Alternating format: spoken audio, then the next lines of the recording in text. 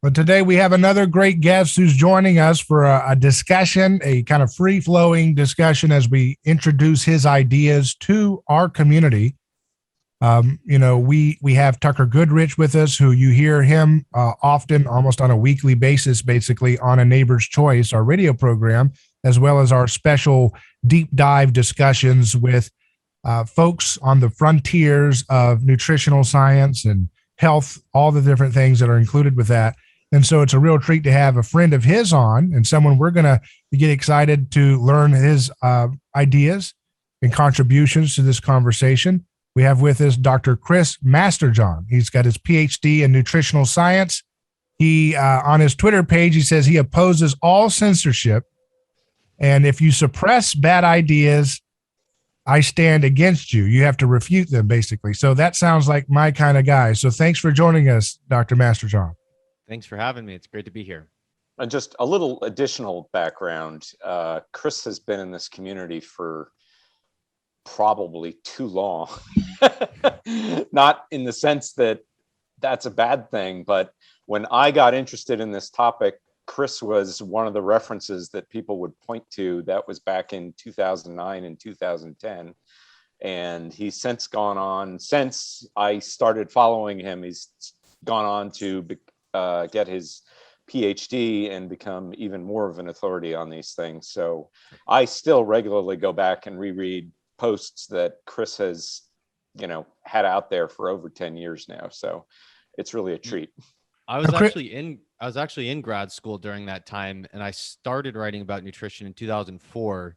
And funny thing that happened in grad school was I had like a blog on my website that I migrated to Blogger, and most of my blog at that time was just like spillover from stuff that I was researching as part of my graduate work that didn't make the cut for stuff. So for example, really popular series of posts on choline that came out around that time, which is basically about how enough choline, which is in liver and egg yolks, will cure fatty liver from any cause, basically, was because I had to write one paragraph in a review on green tea and fatty liver disease about the methionine and choline deficient mouse model. And I did, 50 pages worth of research to get that paragraph. And so I blogged about what didn't make it into the cut. But I was never looking at my blog stats. And at that time, I didn't know that paleo was a thing outside of Lauren Cordain's book. And then one day I just looked at my incoming stats to see who was providing my traffic and realized that there were all these paleo blogs that were linking back to me. So you probably came in with that crew. No, I think Stefan Guillenet pointed me at you originally. Well, yeah, that was kind of in that same group though, because me and Stefan was kind of in that what became the ancestral health community. And for a while, me and Stefan that's how I found Stefan, actually, I think. Oh, okay. Either that or he emailed me. I don't know. But we used to email back and forth. And for a while, he was the only blog that I religiously read because I didn't have any time. But anyway. Yeah, without too much inside pool. So thank you for taking the time off of writing your book, which I know you've been really focused on. Do you want to tell us a little bit about your new book so we can get yeah, sure. Let people know, because I think this is going to be a great resource. It's Vitamins and Minerals 101, how to get what you need on any diet, how to get the nutrients you need on any diet. You can learn about it or pre-order it at chrismasterjohnphd.com/book, although I don't have a release date yet. And you can also get what is essentially like the middle third of it for free at chrismasterjohnphd.com/101. And the book actually evolved out of the free class that I had made about 2 years ago, where the intention was just to provide a fun, lighthearted and fun educational series on each nutrient, each vitamin and mineral for people that didn't necessarily have any science background. But it turned out that a lot of people who didn't have any science background loved it and became part of it, but also it was a real big hit with people that were already following me, who were healthcare professionals and dietitians or otherwise did have technical backgrounds, because they found the value in it that it didn't take very long to read each lesson, and there was all kinds of kernels of really cool things that they had forgotten about or that they didn't know about each nutrient. And so it kind of turned into a book for it kind of turned into a class for everyone who fits into the category of someone who would find it valuable to know what vitamin A does or what vitamin E does versus I have back pain, what do I do?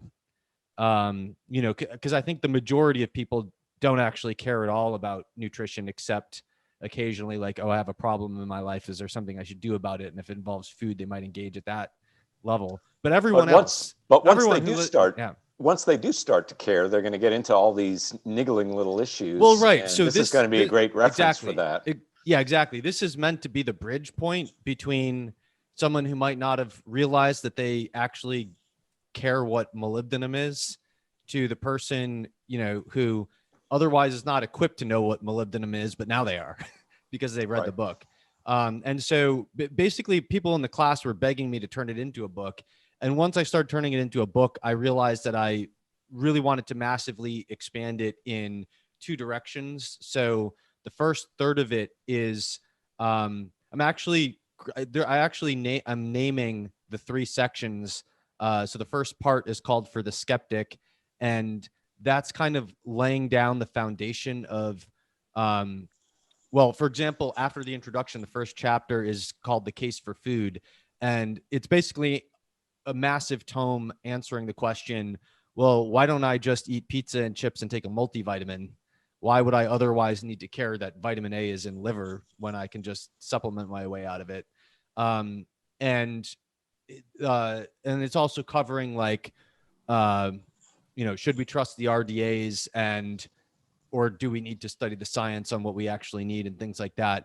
Then the middle part is the original Vitamins and Minerals 101 class, which is going to be called For the Student. And then the last part is going to be called Just Tell Me What to Eat. And it's going to be like the epic sort of everything you could need to know about diet design, where you don't need to know anything, but you can just, how do I, in this context, what do I need to know? What do I do? How do I implement it? And so the expansions are why it's taking me so long. But anyway, that's at chrismasterjohnphd.com/book. And you have another book that you wrote a couple of years ago. Do you want to describe that? Well, briefly? I don't consider that a book, but it is an ebook. But so Testing Nutritional Status, the Ultimate Cheat Sheet, is called a cheat sheet rather than a book because it was originally, although it's 80 pages long, but it was originally supposed to be a one-page PDF that, because I was doing these deep dive podcasts, which were between an hour and a half and 5 hours. If it was 5 hours, it was broken into 2 episodes on each nutrient. And it kind of covered everything about the nutrient, but the most important centerpiece of it was, how do I know that, how do I know if I need more of this or less of this? And what do I do about it? And part of that is understanding what good validated blood or urine or other markers are of nutritional status, because there's a lot of nonsense out there, and there's a lot of nonsense everywhere, both in conventional and functional medicine spheres. Like iron testing, for instance. A lot of people seem to misinterpret the value of various tests in my experience. Iron is particularly difficult to wrap your mind around the appropriate way to interpret it. But this is this is another reference for people who are trying to get up to speed on all this stuff and get a handle on there. Let me make one more point about it though. So there's a huge problem with nutritional status testing, which is that in pretty much every state, you're not allowed to order a test unless you're a licensed physician, with maybe some other exceptions on, but state by state on that expand that somewhat. But you have to be a healthcare practitioner, and generally you have to be a doctor. And doctors notoriously get no nutrition training, right? And so, and then so dietitians, you're making them a huge bottleneck. Dietitians are the people that have expertise in nutrition, and they get zero. Actually, that's not true. They get some training on nutritional status testing in 1 or 2 classes, but they're legally not allowed to order tests in most states. And generally speaking, people don't go to dietitians anyway. So there's a huge problem with anyone who wants to get nutritional status measured, which is that the only people who are able to do it are the people that get no training in it. And so what I was trying to do with this here was translate the people who understand about how to test for nutritional status are the people that write textbooks on nutrients for graduate school. And that's a problem. So what that is basically like drawing out the science on what are validated markers of nutritional status so that regular people, whether they're doctors or just people ordering from DTC companies, can actually order the right stuff and interpret it correctly. Sounds great. So just to back up, so that first book, the book you just mentioned, is that the book that's already out or the future book that's coming out? Yeah, but I don't think of it as a book. I don't want to call that my first pamphlet. book because it's 80-page pamphlet. I consider it a manual. And what's that called again? Testing Nutritional Status, the Ultimate Cheat Sheet. And you can get that at chrismasterjohnphd.com/cheat sheet. Okay. And this other book about the Minerals and Vitamins 101, is that what it's? This is my first book. That's your first book. Okay. Yeah. And is that going to be available when? And is it audio I don't have a release date because I'm expanding it from what I originally conceptualized. And I just don't want to make promises that I'm not going to keep. And so I'm working on it. And I really, really, really hope that I finish it by the end of the year, but I'm not setting a specific date until it's like hitting the press. I want Tucker to give some deep dives, but just to introduce you kind of where you're coming from for our audience, if they're new to your work. Let's start here. You sound a little pluralistic about diets, right? You're not a tribalistic guy about this thing. That's what it sounds like. My tribe is the people who have no tribe. Right. And sounds like an American, right? That's what we all want to be like that. But the point is like you're flexible and pluralistic, right? So you probably, are you deeply in the keto camp, or you like the high fruit guys too, the paleo, the primal? There's all these different debates where you kind of fit in a Venn diagram with a lot of these guys, or what? So I have a position on veganism, but I don't express it in the book. Although you were a vegan, to be clear, at one point, as I recall. I was a vegan, and it worked horribly for me, and it was devastating. And so my bias is to be against veganism, but that's not what the book is about. I mean, the book is meant so that a vegan can get it and be like, what should I supplement with? Or, if I am trying to do veganism well, how should I do it? And so, there may be a vegan or two, or all of them, who read the book and are like, this guy's a murderer because actually I've gotten hate mail from people in these lessons who, even though it's like, if you're vegan, you should do this way, they still have, hate for me as a murderer for the types of foods that I was saying these nutrients are normally found in. So, my book is not for the ethical vegan who thinks I'm a murderer. It's for the vegan who is relatively open-minded enough to read a book that's not pro-vegan and get advice from it about how to do veganism well. So if they're pluralistic enough, then they'll get value out of the book. And I'm not preaching anti-veganism to them, but But you don't particularly fit into a bucket like paleo or low carb, right? But to make one standard point, American diet. To make one point, though, there will probably be some vegans who would read the book and realize, like, oh, I didn't realize I needed to care about so many things that are missing in my diet, who might rethink their veganism. But that's not the intention of the book. Right. Would you agree with the statement that when it comes to diet, it's more important about what you avoid than what you do eat? Or would you say no? No, I would think the total opposite of that is true. Okay, that's interesting. Expand on that a little bit. Well, this was actually, so my start into nutrition was actually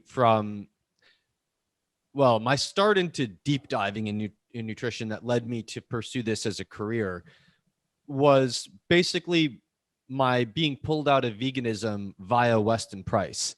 And the community that I got And just into for the audience, Weston Price was Weston a dentist who published a Go book ahead. back in the 1920s, and there's now a fairly active community around his teachings.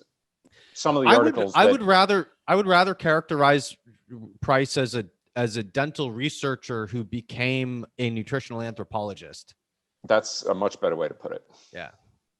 So anyway, Price's work basically, real briefly, focused on the nutritional transition from traditional diets to modern diets based on processed food the world over, which generally speaking, people in the Arctic and people in the equator ate totally different things. People on one continent versus another ate totally different things. But once they transitioned to modern food, they ate the same thing, which was white flour, white sugar, syrups, canned goods, and vegetable oils. And they all got sick. and their teeth fell apart in the first generation, and their mouths became deformed in the second generation. And overall, they seem to also get every other degenerative disease that we now associate with aging. But anyway, so I read this as a vegan, and the big sort of huge thing that came out of it was Price was saying, even though these people were all eating different diets before they transitioned that were associated with vibrant health, those diets generally emphasized knowledge about how to get specific heart nutrients that were not well distributed in the food supply. And the principle among those were fat-soluble vitamins. And generally, these groups would try to get foods from one of four categories. One category was eggs and organ meats. One category was frogs and small insects. One category was dairy foods with the fat. And the fourth category was the animal life of the sea. So fish and shellfish, especially shellfish. And the big insight to me was, wow, as a vegan, my teeth are probably falling apart because I'm not getting any of these foods. But then the other insight was the omnivores that I know are mostly not eating most of these foods. And so I got involved in the Weston A. Price community that was growing around that knowledge. So people who had read his work or read of his work, who were trying to implement the principles from that. And we used to talk about this all the time because there were this Price's work was a magnet for people who were anti-PUFA or anti-gluten or things like that. And a lot of people, we would have debates all the time, like, what's the real insight that you associate with Price's work? Is it really about those people weren't eating this or that? But it was clear that Price's emphasis was on what they were getting, that, their bodies were degenerating because they weren't getting the nutrients they needed. But I guess that's been my bias, and which gets back to what you said. I mean, Price, at the end of the edition that I have of his book, he wrote a letter to his nieces and nephews. And it was more about these things that you need to include in your diet for it to be healthy rather than what you should be avoiding. Yeah. And I mean, it's not an easy thing to, it's not an easy question to answer because reality doesn't work like either or. So it's not as if, it doesn't matter if you eat toxic things. But right. Generally, and so I hate either or questions, but as a matter of priority, I think you're going to be in a tremendously worse situation if you have clinical nutrient deficiencies than if you don't, and you happen to be eating some bad food. So I guess, and actually this is sort of like why I'm writing a book about this, right? Like the subtitle is how to get what you need on any diet. It's not how to not eat toxic crap. Although, I'm not an advocate of eating toxic crap. I do generally think that it's a lot easier to protect yourself from things that are bad with things that are good than it is to protect yourself from the absence of what you need by avoiding other bad things. So for example, now right. It's not always true. So like But you could make a case with vitamin E that it's very hard to get clinical vitamin E deficiency with no PUFA, but right. Well, just to give, I mean, my example, I diligently avoided sugar for years to avoid getting cavities, and it worked pretty well. And then when I read Price's book and read the diet that he developed to cure children's cavities, and cure is kind of in quotes there, but at any rate, the cavities would fill in and not progress any further. So to that extent, he was filling in. But what I realized in reading his work was that if I was getting the nutrients that he found deficiencies of that resulted in cavities, I could actually eat a bit more sugar than I had been in the past, and that it would be okay, and that I still would not get any cavities. So that was, for me, a bit of an eye-opener, and reintroduced a bit more ice cream into my diet than I'd been eating. But, it was really to your point that if you're, getting all these nutrients that are necessary for tooth repair, then a little bit of, a little bit more sugar than I was eating is going to be just fine. Yeah, I mean, so one of the things that Price noted was, and he was an advocate of brushing teeth, but he felt that was more for social reasons. And one of the things that he noted was that there were some of the groups that he studied didn't even have tooth cleaning techniques. And they had, like slime growing on their teeth or whatever, and they still didn't get tooth decay. And also the kids that he was reversing tooth decay in, he had them for one meal a day where they were coming in and he was just loading them up with really, really nutrient dense foods for a portion of the day. And then they were going back home and they were drinking coffee and eating sugar. What were some of those nutrient dense foods that he was loading those kids up for that one meal? Well, it was a real big meal that had multiple servings. So I'm sure that they ate less crap when they went back home because they were full, but it was generally two tall glasses of full fat milk, some cod liver oil that was chased down with either orange juice or tomato juice. And then a rotating stew of either meat or fish with different types of bone broths and vegetables and stuff that were kind of rotating in it, but it was basically animal protein based stew. And then he had 2 whole wheat biscuits that were made from freshly ground wheat that was ground that day as he had them baked for that meal. That was taken from some place the wheat came from some county in Texas where they had like 13 feet of glacial topsoil and the minerals were really high in the soil. By the way, that was the same county in Texas where they had really low tooth decay rates that was attributed to fluoride in the water. That was the first epidemiological evidence that was used as the basis for later fluoridating toothpaste. But Price had different conclusions from it. And so, and then he topped these wheat biscuits with butter oil that was made from centrifuging. You know what? I might have that wrong. I don't know if the wheat came from that county in Texas. I think the cream that he made the butter oil came from that county in Texas. And yeah, he did a lot of testing about the nutritional qualities of butter from different locations. Sampled 20,000 different butter samples in his lab for fat soluble vitamin content. And so he picked the cream from the area of the US that had the highest vitamin content. And then he centrifuged it to concentrate the vitamins, and he used that as the topping for the biscuits. There might have been some other stuff, but that was the main part, the main crux of the meal. Yeah, and I still follow his guideline to get pastured butter and stick it in the freezer because it's a seasonal product and it can be difficult. It certainly can be difficult to get. So that's one piece of advice that I followed ever since I read that.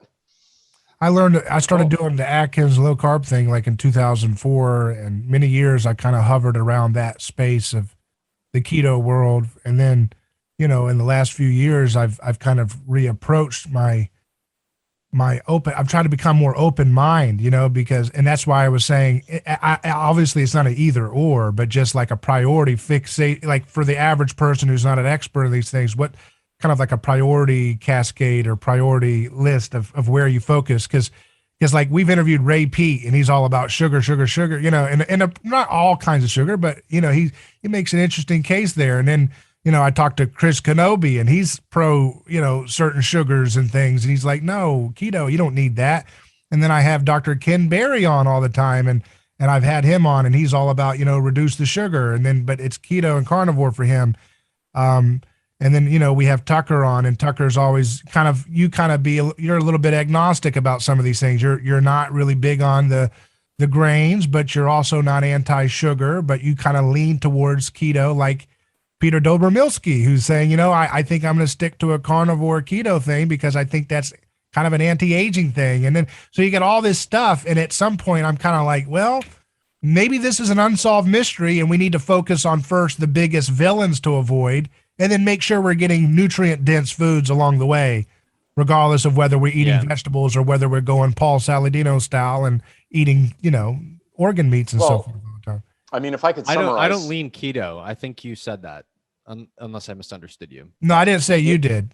Oh, okay. Other people he's talked to do, but I mean, you're sort of the position, which is kind of what Price got to, where Price started out, is that people can eat a ton of different diets with a ton of different macronutrient compositions and still be healthy, so long as you were getting this base set of nutrients. Once you do that, a lot of the rest of the stuff, and maybe we can get into what you think might be exceptions to that rule. But you're saying if you get this basic core of nutrition down, you can do a lot around the rest of it without ill effect. Is that a fair statement? I agree with that. And I would also describe my approach as a food first approach, which is, you get that basic core of micronutrients from an option set of whole foods. And so that by itself kind of automatically restricts a lot of the toxic crap, but it's sort of falls into place automatically by virtue of trying to get your nutrients from actual foods. Do you have a top 3 or top 5 nutrient dense foods that are just, sublime, regardless of taste or whether you like them or not? Like, man, if you could knock those, get those items in you on a weekly basis or something, you'll be really good. Yeah, I think if you were trying to do like a DIY multivitamin, then the way that you would do it would be to eat 1 or 2 ounces of liver a day, 1 or 2 oysters a day, a tablespoon of unfortified nutritional yeast, and you'd be missing some nutrients, mainly vitamin C, which there's lots of options for that. But if you're on a low carb diet, I think a bell pepper is one of the best ways to go, because that has a really high vitamin C to net carb ratio, and a raw bell pepper. And you're missing some stuff that you would only be able to get through high volumes of other foods. But, if you're eating a spectrum of veggies and legumes and other stuff like that, you're going to get them. So I think those 3 to 4 things there would be my top. Do you think it's generally probably best to avoid staying in a low carb or ketosis state long term? Like, because that's something I hear debated about, and I don't, I just don't know. I don't have a strong opinion on this, except on a high level conceptual basis. So, in other words, there's a lot of room I'll say something, but there's a lot of room for interpreting, what constitutes low carb and keto in this context. So, I think that we're meant to cycle through fasting and feeding states, and that the average person in modern society doesn't. But I don't think we know much about what the optimum is. So, for example, it's not clear to me that eating, and I realize that your question was about carb, but I'll make it clear how this relates in a second. So it's not clear to me that 3 meals a day with no snacks is inferior to 1 meal a day or 2 meals a day. It's clear to me that 1 meal a day or 2 meals a day is superior to what the average person is doing grazing on snack foods all day long. But none of these studies that are investigating that are using as a control sort of your grandma's 3 square meals a day. And so if you look at a biochemistry textbook, it's sort of the fasting feeding cycle is, like you eat a meal and within 4 to 6 hours, you're entering into the fasting state. But if you look at a biochemistry which means producing ketones effectively, burning fat for fuel at that point. No. Well, no. Okay. So I'll tie this into carbs now. So okay. I think you could kind of break down the fasting state into 3 major events. So the first major event is that you've run out of pre-digested food. And so you're now running on stored body energy. That doesn't really mean that you're very ketogenic, because it could be you're probably burning fatty acids, but you're probably not at the point where you're burning lots of ketones, because generally when you're burning ketones, you're burning so much fat that you've tasked the liver with breaking them down into ketones that other tissues can then use. But you're using stored carbohydrate to a large degree though during this time. So the second thing that would happen would be you'd run out of glycogen, at which point you're really shifting from carbs to fat. But that's depending on how much glycogen you have. That's probably going to take 24 hours.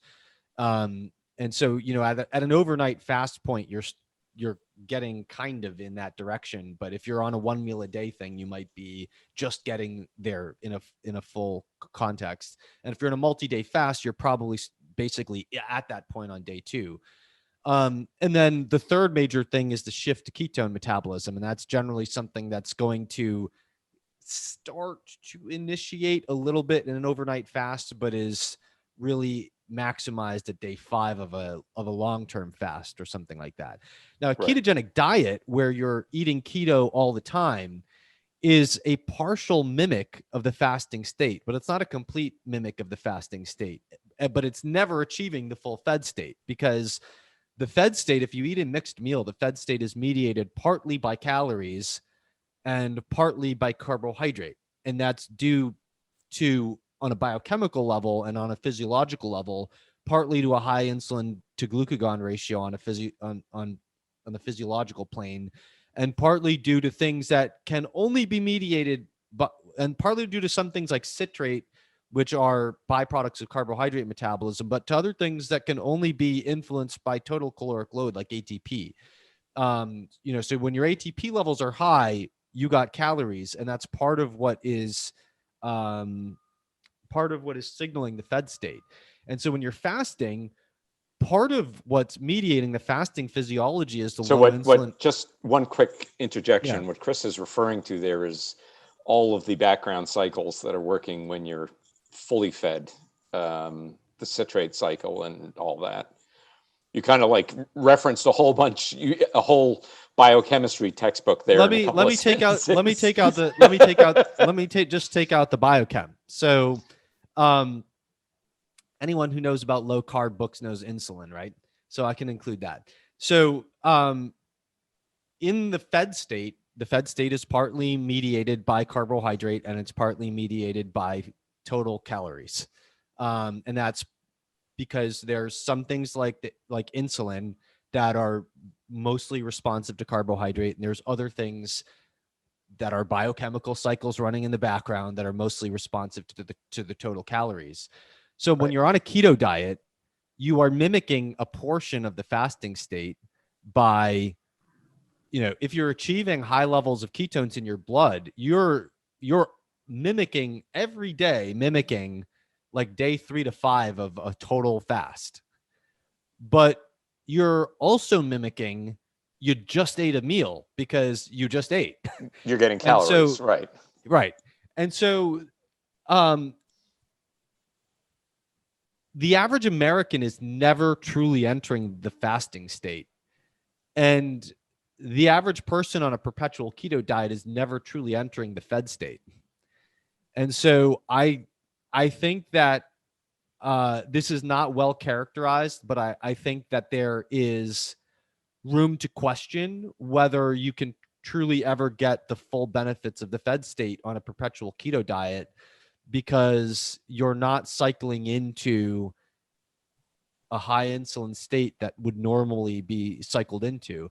And I would point to the fact that just from an evolutionary perspective, yeah, I know big fauna, megafauna, et cetera, at the equator where we evolved, has always been abundant carbohydrate foods, and what Chris I is don't referring believe to people there are ever is, on zero carb diets there. yeah, what Chris is referring to there is the argument that we were fully carnivore at one point. And while I don't believe we were ever fully carnivore at any point. Right, but some people do make that claim. And what,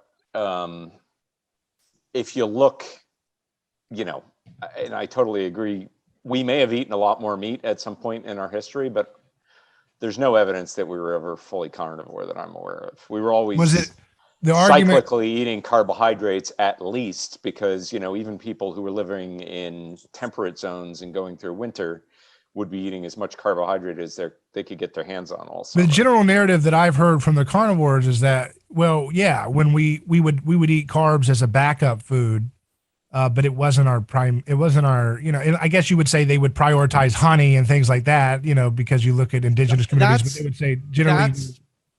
Go ahead.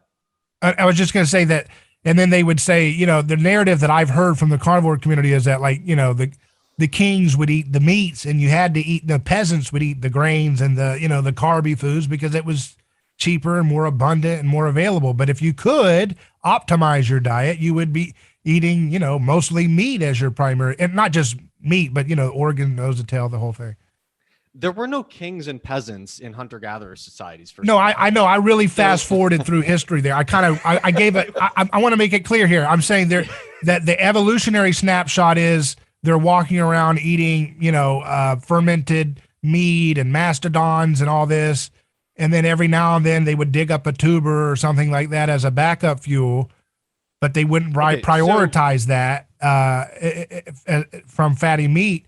And then later on in history, as we're continuing, we're seeing this kings and the aristocrats have access to lots of, you know, animal foods, and the other stuff is kind of a backup food to feed the masses. That's what I'm just saying, the big narrative you hear from that community. Yeah. Well, I mean, I think the central point is the evolutionary history. And so, I mean, why kings did whatever they did, I think is kind of a very secondary point. You know, the question is, like, where did human physiology evolve? And the vast majority of human time has been in equatorial Africa, over the course of millions of years, arguably millions of years, where there were no kings and peasants. And so, you know, I think you can look at this from a few different ways. I mean, so first of all, archaeology is not very good for this. Like, we know that, you know, you can find carbohydrate foods in teeth at these camps or whatever, but like most plants don't survive archaeologically. And so to make a quantitative argument, I don't think can be made. I know there's various methods where they try. We don't have the data. Yeah, I think we don't have the data. But what you can look at is, in extant hunter-gatherers, there's a very clear linear relationship with plant food consumption and latitude. And so as you move towards the Arctic, at the pole, you reach basically the bottom of plant food consumption. And it's not zero, but it's relatively close to zero. Although culturally, like the Inuit put a very high priority on trying to get certain plant foods. And so they definitely valued them and went out of their way to get them, but they were a very small portion of the diet. As you get down towards the equator, where plant food is maximally available, you basically bottom out for animal food consumption at 37% of calories. And so if you look at that relationship, what you see is that people are eating plant food in proportion to the availability of the plant foods. They're not eating plant foods in proportion to the lack of animal foods. In the equator, where they have access to abundant animal foods and abundant plant foods, they are never, you know, the plant food just keeps going up and up and up, but it never gets past 2/3 of the diet. And so I don't see how you can argue from that plants are only eaten when there's no animal foods available. It's basically plants are eaten in proportion to the amount of plants available up to a cap of 2/3 of the diet.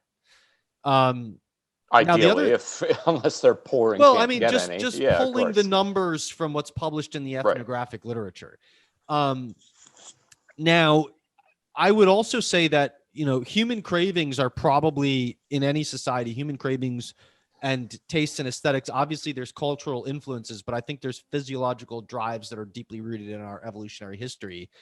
And I would appeal to anyone's sense of, like, you know, if you don't have an ideology about diet and you're not specifically trying to eat a certain way because you believe that's correct, like, how many people, because they have a steak, are not going to eat a baked potato? I don't think that's a normal human trait. I think that's a trait of people who are on low carb diets because they read books about being on low carb diets. But I don't think that hunter gatherers with no books about diet. I mean, certainly they had wisdom, right? But in any of the ethnographic literature, you don't find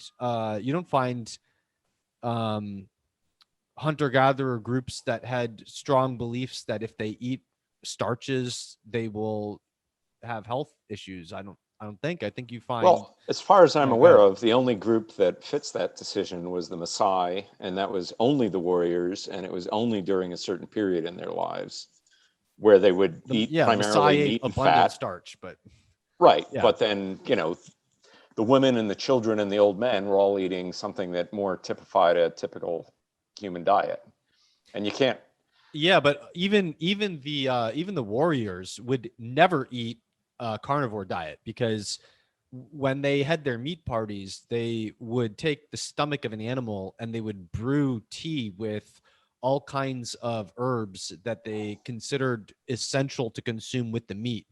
And this was probably partly because of anti-parasitic functions of those herbs. But the point is that even in their meat parties, they brewed lots of tea, so it wasn't really carnivore. And they Right. also But that's ate my point was there's Yeah. only that one little example, and it's not really a great argument for It's a terrible that example. humans Yeah. are carnivores. It's a terrible example. Do you agree with the larger critique of some of the carnivore community about the kind of misinformation about vegetables? You know, because there's, you know, you can have tubers and fruit, but still agree with their general critique on a lot of the, you know, modern propaganda. You got to get all your veggies. You got to get all, you know, because they bring up the anti-nutrients, the oxalates, the phytic acid in grains, the lectins, all that. As of the last year, I will no longer ever use the word misinformation without quotes like this. I'm a big advocate of just flat out rejecting anything anyone says when they use misinformation, even if they're using it in a legitimate way, because I think we need to banish that word from society. But anyway, yeah, I agree that No there's censorship, Chris. I mean, misinformation and conspiracy theory and all kinds of other buzzwords like used to mean something valuable, and they've been ruined. So I think we need to move on. Anyway, Right. So yeah, I mean, I agree that that there are downsides to plant foods that include all those anti-nutrients. I think we'd have to get more specific about that question. Like, I don't think that automatically means you shouldn't eat those plant foods. Any plant foods. You can't extrapolate that to mean. Well, I mean, I don't the fact that you can get sick from eating too much bok choy doesn't mean that you should eat no vegetables. Well, it also doesn't mean you should eat no bok choy. Right. Well, too much bok choy. There was the famous example of the woman who was eating like crazy amounts of bok choy and put herself into the hospital with a coma. That doesn't mean you shouldn't eat bok choy or you shouldn't eat vegetables. Well, let me tell you, shouldn't eat 8 pounds of bok choy a day. Let me tell you, I once had sweet potato fries at a restaurant, and I was like, wow, this is really good. I'm going to start eating more sweet potatoes. And so I started eating 1 or 2 sweet potatoes a day. And within a week, I was limping. And I noticed 2 things. One was that my neck seemed to get, I have a lot of issues with tightness in my neck. I'm currently investigating it. This was a long time ago. It's been going on for a long time. But my neck started getting a lot tighter. But within a week, I was literally limping. And so I was like, I wonder if I'm eating something high in oxalates. And so I Googled high oxalate foods, and sure enough, sweet potatoes are one of the highest foods. And I took the sweet potatoes out and I stopped, and problem went away. But I was literally limping from a week of eating 1 or 2 sweet potatoes a day. So, so I don't you have to be cognizant, right? But I mean, that was the whole point of the hunter-gatherer cultures, is that they had exquisite knowledge about all the things that they were eating. Yes, and in groups that ate that had staples that were very high percentage of the calories due to the availability in their environment, they generally had traditions around how to eat those foods that detoxified them. So, for example, sweet potatoes, something like oxalates like probably doesn't matter for the average person who's eating sweet potatoes like here and there. But if you have a group that's eating 70 to 80% of their diet is sweet potatoes, what they're generally doing is like leaching them in running water for 3 days to remove the oxalates so that they can extract calories from the sweet potatoes, and they're losing nutrients, but skip the toxins. Yeah. And so the toxin issue is very significant when those foods constitute a critical threshold of your calories. And it is going to also be significant for some people due to idiosyncratic sensitivities to them. But generally speaking, when those things are a moderate, minor portion of your diet, you don't have to go through such great lengths. And so it's very much a quantitative issue in my view. Okay. Just to change gears here a little bit, there's something that I wanted an update on, and a related topic that I was curious about and that folks had asked me to ask you. So Sam Tsimikas is known as the LPA doc, and he has to some extent taken up the mantle once borne by Daniel Steinberg and Joseph Whitstone. Now, you wrote an excellent review of Daniel Steinberg's book, The Cholesterol Wars. Tsimikas has just released a paper last year saying that if you adjust LDL for Lp(a), which is a type of oxidized LDL basically, that removing oxidized LDL from the cardiovascular risk modeling, essentially, let me phrase this correctly, that essentially what he's finding is that LDL carries no risk on its own unless it's oxidized. Have you been following this since you were writing all these articles 10 years ago? Do you have any I haven't been thoughts following on where it stands? Yeah, I haven't been following it at all, but I haven't read that paper, but that doesn't surprise me, and it's consistent with the position that I've had for many years. So maybe you could describe that briefly for the listeners. Yeah, so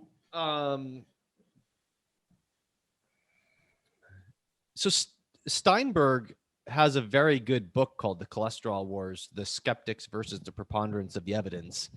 Of course, that subtitle is implying that people who are skeptical of the lipid hypothesis, with the idea that high blood lipids cause heart disease, are involved in a war against the evidence.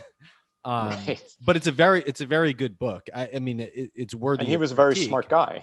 Yeah. So Steinberg was he was the guy who discovered the oxidative modification of LDL as a cause of well, let me get to that in a minute. Steinberg was the chair of the 1984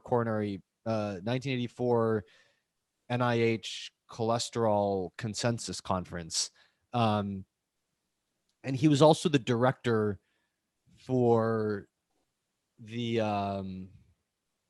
coronary primary prevention trial, which was one of the main studies that were used for that, if I remember right.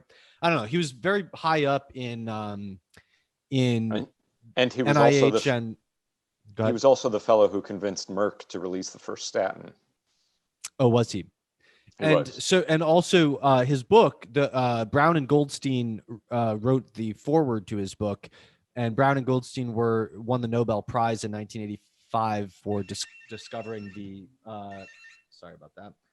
discovering the LDL receptor.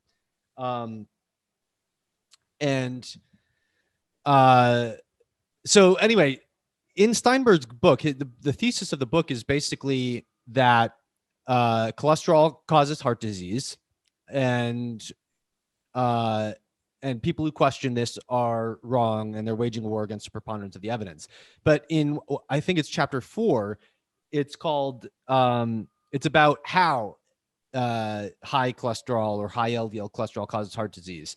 And chapter 4 basically says, if we were to clinch the argument that high cholesterol causes heart disease, we have to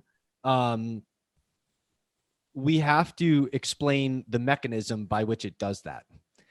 And so he goes on to go through all the evidence, much of which came from his own lab, that in order for the LDL particle to get taken up into a macrophage, which is necessary for it to become part of an atherosclerotic plaque.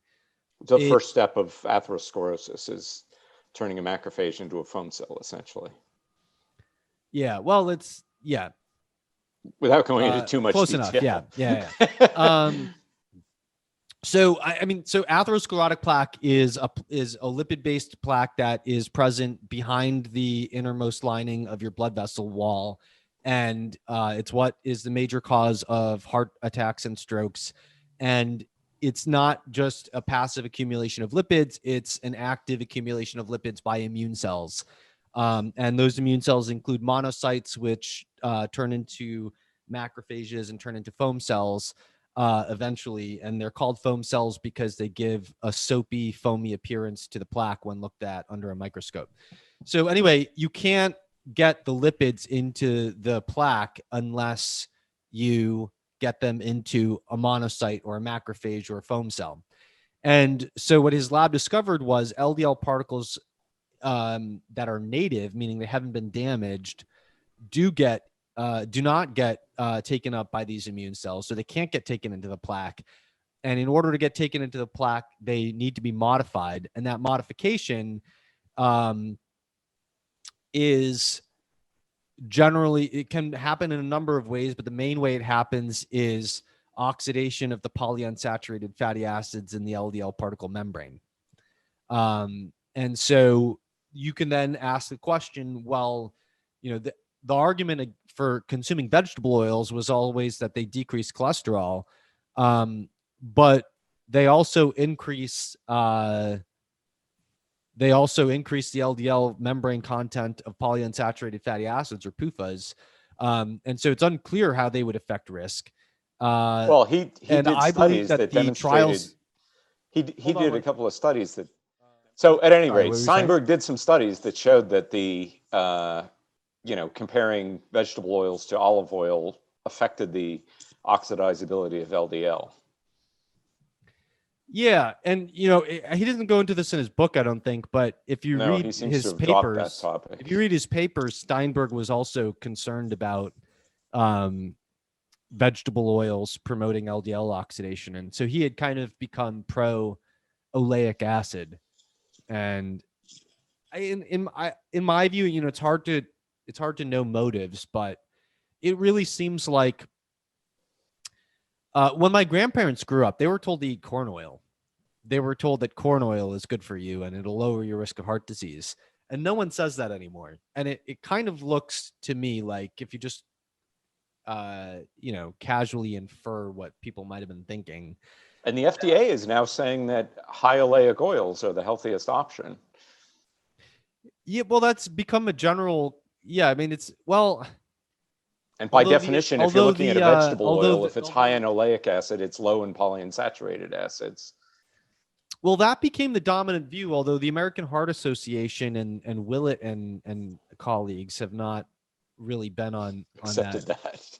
But generally in society, what happened like post 80s, I guess, is 70s and 80s, is that they started to become concerned that high PUFA diets from vegetable oils like corn oil had negative health consequences that might include cancer and might include a wish-washy relationship with heart disease. And they, rather than saying that, they quietly backed away from high PUFA vegetable oils, and they had already demonized saturated fat. So the only thing left was olive oil. And so they just came up with all kinds of reasons to eat olive oil and to say that olive oil was the ideal fat. Right. And of nothing course wrong they with were olive oil, but right. And they were spurred along in that by Delorgeral's Leon Diet Heart Study, which didn't use olive oil, but shifted things away from polyunsaturated fats and showed a huge benefit compared to the AHA's dietary recommendations, all of which the AHA kind of ignored and just said, okay, you should eat more omega-3 fats and more oleic acid, without observing that necessarily meant you were eating less of the other stuff that they'd been recommending since the 1960s. yeah. Okay, so I'm glad to hear you haven't reversed that position, because, to anybody in the audience, Chris's review of Steinberg's book is really quite educational and very well done, even 10 years on, or however many years it's been. So on a related topic, antioxidants and the antioxidant system that can protect one against consumption of excess polyunsaturated fats, specifically vitamin E and glutathione. Perhaps, I know you've done a lot of writing about that over the years, and if you could kind of bring us up to what your thinking is on those topics. Okay. So in overview, the antioxidant system is basically built on a variety of enzymes, nutritional cofactors, vitamins, a handful of vitamins and minerals, and glutathione, which is a tripeptide, meaning it's derived from protein that you eat. The building blocks of proteins are amino acids. If you put 3 of them together, you got a tripeptide. So glutathione is made from breaking down the protein in your diet and building up the glutathione molecule. And the key players in the antioxidant system are vitamin E, vitamin C, glutathione, selenium, iron, manganese, zinc, and copper. Iron is interesting because iron causes oxidative stress at high levels that are not incorporated into proteins, but it's also a critical part of proteins involved in the defense against oxidative stress. And then there's various things that feed into this. So the polyphenols that are particularly rich in fruits and vegetables and herbs have generally been seen as antioxidants, as if they directly act as things that get rid of oxidants. But it seems like what they probably do is they provide a hormetic benefit. Hormesis is the idea that a little bit of something bad gives you benefit because of your response to it. It's a little bit analogous to exercising, which might actually in and of itself be depleting or damaging, but your response to that after you rest is to recover and become more fit. And so and better able to deal with a trauma. Yeah. And so the polyphenols in fruits and vegetables are intrinsically toxic to cells, but at the levels found in the diet are generally beneficial because they send a signal to the cell that they need protection against oxidative stress. And so they increase their synthesis of glutathione, and they increase their synthesis of these enzymes that use those minerals as cofactors in that defense. So that's the overview of that. Right. And so one of the things that seems to happen is if you get into a situation where polyunsaturated fats are breaking down into the things that cause the pathological conditions, that glutathione, for instance, gets depleted. And, I know that there have been trials looking at vitamin E as a protection against cardiovascular disease that have largely failed to show any sort of efficacy. So there seems to be a very delicate interplay here between oxidative stress by non-evolutionarily appropriate levels of polyunsaturated fats and the body's ability to cope with it, right? So I think that's true, but there's also, Okay. I think it's also really difficult to design good research questions around this because it's a very complicated system, and it's, I forgot who it was, but someone in 1985 defined oxidative stress as an imbalance between oxidants and antioxidants. And so when people have presented this in presentations, like the typical slide has a scale or a balance with too many oxidants and not enough antioxidants. I think it's become really clear since 1985 that that's not a very useful way of viewing the antioxidant system. An oversimplification. Well, an oversimplification to the point of being grossly misleading and leading to many, many poorly designed studies that are asking questions that are irrelevant. And so, a lot of the studies that have negative results, it's, they're not always asking good questions in the right way. So I think that's part of it. But you're right that another part of it is that it's not just true that you want lots of antioxidants and little oxidants, then because that's not true, then you're also going to get negative results because you're just approaching it in a way that's wrong. I mean, just to make this real practical, how many people think of protein as an antioxidant? Nobody. Nobody. Yet glutathione is the most important intracellular antioxidant, which is derived from the protein that you eat, but also in the blood. The major antioxidants in the blood are the sulfur groups of the proteins in your blood. So, a study on antioxidants that doesn't include protein is pretty misguided. Has a study ever been done that looked at protein as an antioxidant? Just out of curiosity. Well, in an academic context, there's studies on the effect of protein on antioxidant enzyme expression and on glutathione. In fact, T. Colin Campbell, the author of the China study, one of the major vegan promoting diets, in his extensive argument about why you should eat a low protein vegan diet, if you go back and look at his papers, he did a paper showing that the diet that he advocates totally obliterates glutathione levels in the liver because it's low in protein. But anyway, so those studies are there, but they don't make it into public discourse. Like, I don't see many people outside of myself talking about protein as an antioxidant. Well, one common element I can learn from you and all the folks that I've been following, again, in different emphases in this topic, is they all like liver and oysters, Those are really prioritized things, I forget who said this, but liver's been called nature's multivitamin, and oysters are pretty much in the same bucket. Well, oysters are great sources of the minerals that are involved in the antioxidant system, especially zinc. But you like crab legs too? Copper and other ones. I don't. Shellfish in general, lobster and shrimp. Well, shellfish in general are very nutrient dense. But oysters, I think, if you had to pick one, I would pick oysters.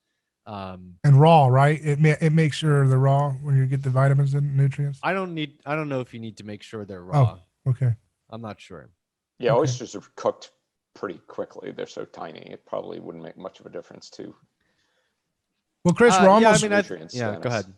We're almost to our point of wrapping up. I do want to ask you quickly, since it's the big topic of the world, the pandemic and everything. How much of a role does just give us a kind of quick take? I know you've been talking about this issue and various different aspects of it, and such a big topic. But your expertise is in nutrition science. So, how much of a role?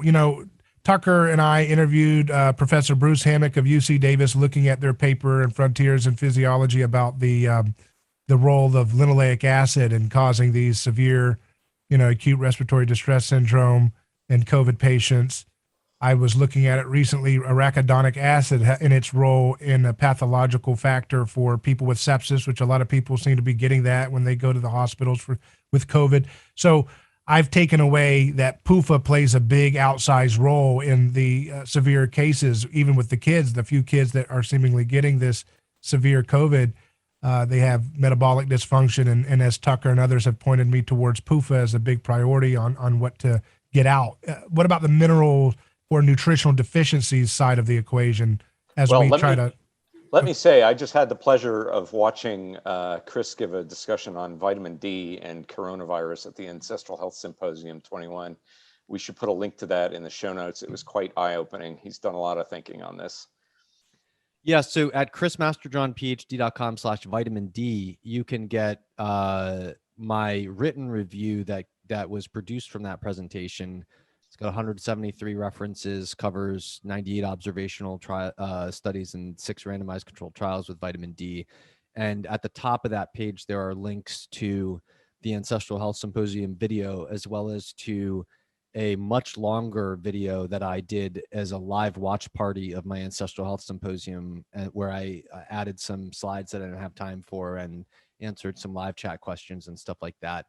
Also at chrismasterjohnphd.com/COVID guide, you can get the guide that I've put together on nutrients. I'm going to come out with the 7th version of this guide this week.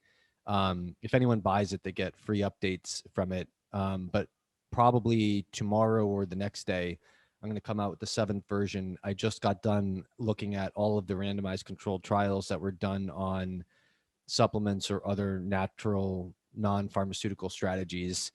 And I'll be doing a series of blog posts on those soon. But I think there's definitely a role for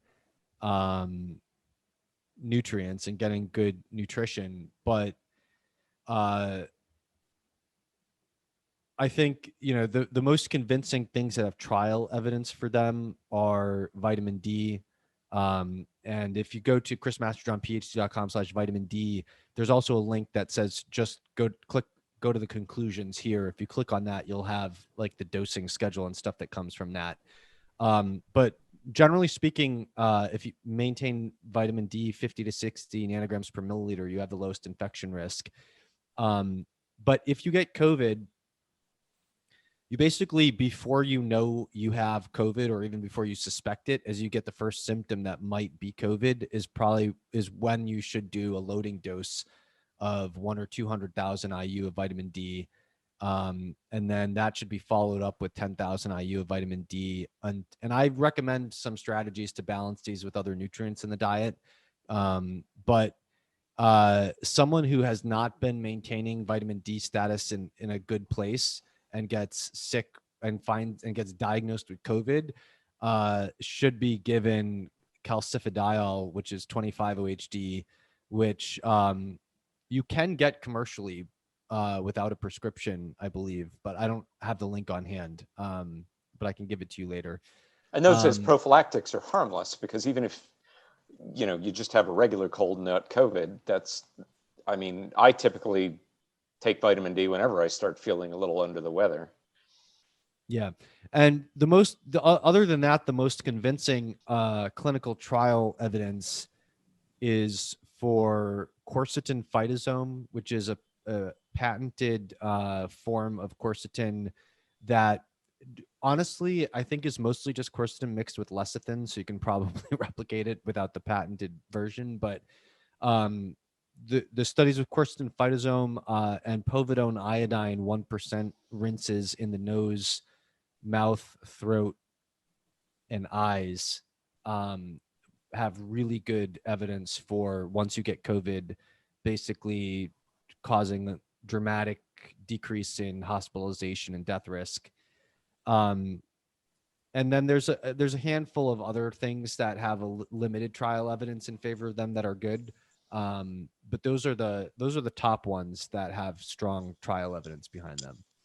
And I presume those are covered in the stuff you already referenced on your website. Yeah. Well, I'm going to be, as I said, I'm going to be coming out with version 7 of the COVID guide in a couple days. And so the latest stuff will be in that. Actually, by the time this airs, when is this airing? Probably not for a while, right? It'll be a week next week. Version 7. Yeah. So by the time anyone hears this, version 7 is out already. Yeah. is K2 important to supplement if you need to get the D3, or do they work together? Well, there's actually a couple studies that came out of the Netherlands suggesting that poor vitamin K2 status is really bad for COVID risk. There aren't any trials that have shown K2 supplementation resolves COVID or protects against it. But there's back to your reason talks to believe about it does. back to your talks about Weston Price. K2 was what Price was advocating, and his Yeah. butter oil. That was the active, or one of the active ingredients. Yeah. But I do, and if you go to chrismasterjohnphd.com/vitamin-D, I do give recommendations on how to balance that with K2 and some other nutrients. But I mean, the answer is yes. Just on principle, you should be supplementing with K2 if you are supplementing with high dose vitamin D. But there's also some decent reason to think that it would be protective against COVID too. Well, I really appreciate your time. This has been a real insightful discussion. Thank you for your time to spend with us. It's great being here. Thank you so much for having me. Thanks a lot, Chris. This was great. Thank you. All right, that's it. We'll talk soon. Sounds good.